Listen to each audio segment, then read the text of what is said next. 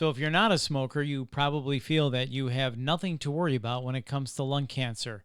Well, maybe think again. What do non-smokers need to know about lung cancer? So let's find out with Dr. Alex Metzger, a hematologist and oncologist at Marin Cancer Care. This is the Healing Podcast brought to you by Marin Health. I'm Bill Klaproth. Dr. Metzger, it is great to talk with you. Thank you so much for your time. First off, could you give us some brief background on yourself?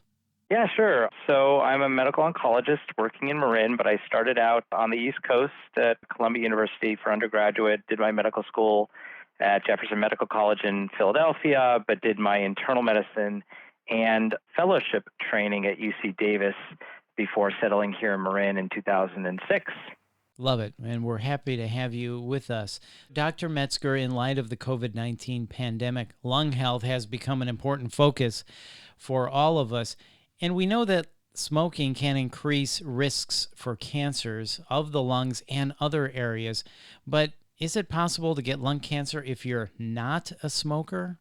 Yeah, unfortunately, we do see patients with a diagnosis of lung cancer, even in what we call never smokers. Okay, that leads me to my next question. Is lung cancer one of the biggest cancer killers? Is it something we really need to pay attention to, even for non-smokers? Yeah, absolutely. Lung cancer, unfortunately, is the leading cause of cancer death worldwide. Even though it's not the most common cancers diagnosed, it is one of the most, if not the most lethal cancer. So we all need to be aware of this diagnosis. Okay, and then what causes lung cancer? All cancers are genetic mutations, and we do know that smoking is the biggest driver for most forms of lung cancer, although, as we'll talk about, we also see lung cancer happen in non-smoking patients. So obviously smoking is the leading cause of lung cancer. How about in never smokers, as you put it? What causes cancer in never smokers generally? There's a lot of interest in trying to understand that. There has been a lot of research and epidemiology studies to understand why never smokers get lung cancer, and it's a combination of multiple factors, including genetics, where you may come from in the world, exposure to non-smoking related hazards, and other environmental exposures. There's a lot of interest in trying to understand why never smokers get lung cancer, but they do. So when we talk about those other factors, genetics, geography, as you put it, non-smoking related hazards, can you give us an example of some of those non-smoking related hazards? I'm thinking of radon and things like that. What are some of the other things we should potentially be aware of? Well, radon is interesting as it is definitely something that can be present in and around our homes. The interesting thing about radon, though, is that we still don't know clearly the relationship between radon in our environment and lung cancer, but it is still a bit of an unknown. Other things that are important that are non-smoking related exposures would be asbestos, as well as some viruses can be associated with lung cancer that we don't typically think about. And of course, there's the interest in secondhand smoke, which is potentially a cause of lung cancer in never smokers. Wow, that's really interesting. So let me ask you about this. Are there other indicators of risk? Does non-smoking lung cancer hit women or men more? That is actually really interesting in that we definitely see an increased risk of non-smoking related lung cancer in women over men.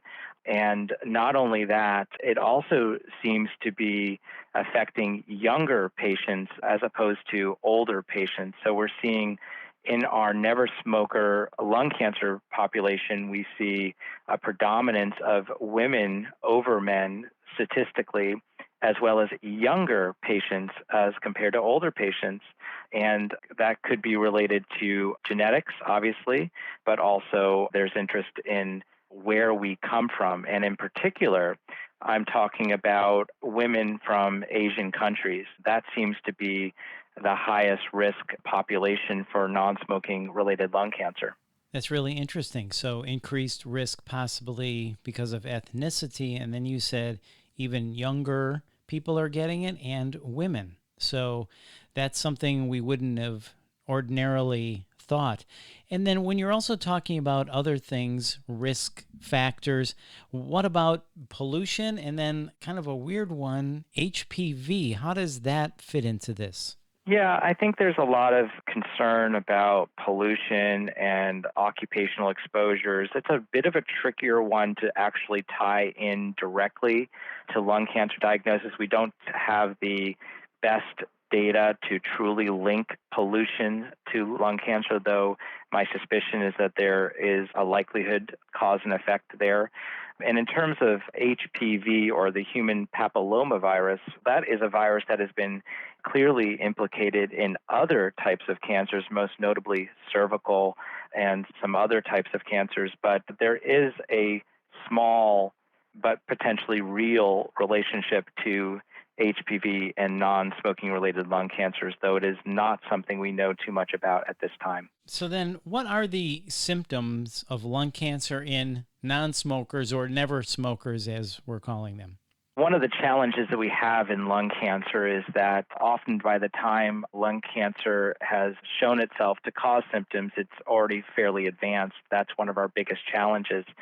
Some of the symptoms that are of concern for lung cancer would be a chronic and worsening cough, possibility of weight loss and loss of appetite over time.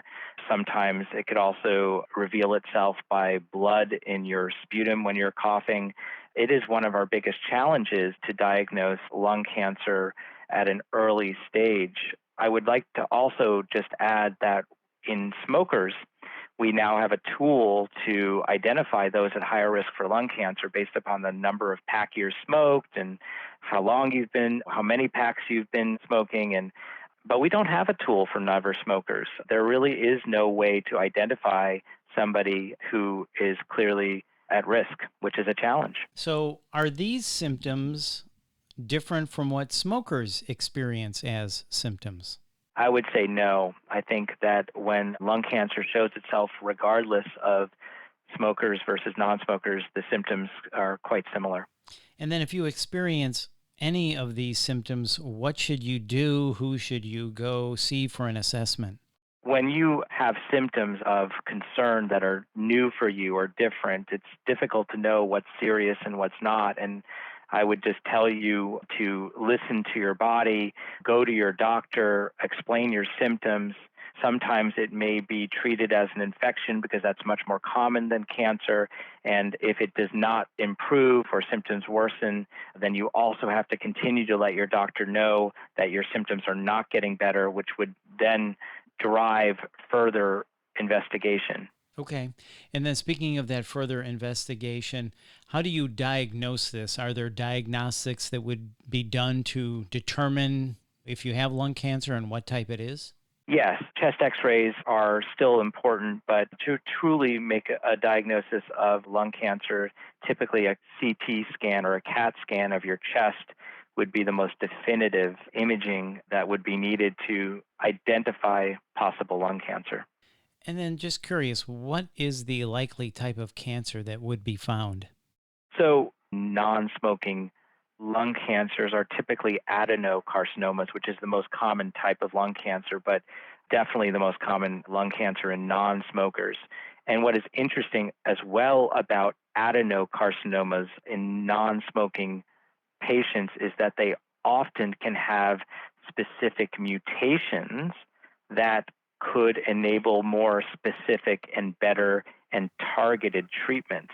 So when you say better and targeted treatments, does that mean non-smokers may have a better chance at beating this?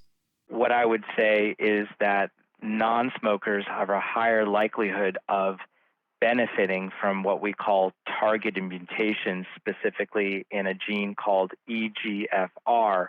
And so whenever we find a patient who was a non-smoker, we look for these mutations. So then with those mutations and better targeted treatment, is the risk of death in never smokers less than for smokers? That's an interesting question, and I would say there have been some data to suggest that the survival is better for non-smoking based upon the identification of these mutations in possibly a younger age and otherwise healthier person, but that's not entirely well described as I know it. Okay, and then if you end up having lung cancer, what are the various treatment options? Just like in any cancer, you really want to understand the stage of a cancer, which drives the appropriate treatment, which could include surgery versus possibly a radiation. And of course, in our world of medical oncology, the use of targeted therapies, immunotherapies, and even chemotherapy still. So then let's talk about prevention. What can people do to avoid this or catch it early in order to deal with it fast? That's one of the challenges because there really isn't any clear identifiers as to risk. Some of the more obvious ones would possibly be identifying who's had a lot of exposure to secondhand smoke, possibly family history of lung cancer. These are quite rare. But most importantly is to pay attention to your symptoms. Do not ignore your symptoms and go to your doctor to describe your symptoms so that it can be identified as early as possible. Yeah, that makes sense. And then what about things like lifestyle, diet, and exercise? Should we be checking for asbestos exposure if we live in an older house, or should we be having our basements checked for radon? I don't think we are at the point where we need to get everyone to get radon testing. I think, again, that's not a clear cut connection. I think if there's any concern for exposure to asbestos or radon, then that, of course, makes sense to look into that for your own home. But in terms of diet and lifestyle, they're unfortunately very non-specifics. You want a good, healthy diet. You want to exercise. These are definitely going to help you be a healthier person, but it's not specific towards prevention of lung cancer as we know it. This has really been interesting, Dr. Metzger. Thank you so much for talking with us about this. And again, thank you so much for your time. We appreciate it. Yeah, thank you for your time and interest. That's Dr. Alex Metzger. And to learn more, please visit mymarinhealth.org. And if you found this podcast helpful, please share it on your social channels and check out the full podcast library for topics of interest to you. This is the Healing Podcast brought to you by Marin Health. I'm Bill Klaproth. Thanks for listening.